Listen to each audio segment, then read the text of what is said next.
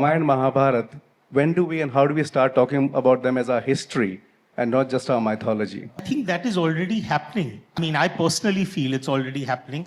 I think Ami spoke about the fact that in some ways there was a lost generation. If you really think about it, there have been at least around maybe 100 or 200 years, starting from British times, where we started referring to these works as mythology. And it's now sort of requiring consistent reminders कि भाई ये हमारा इतिहास है. That if, unfortunately to a very great extent what happens is that we treat the word that has been written under the classification of history as real, whereas our epics are considered quote unquote unreal, fantasy almost.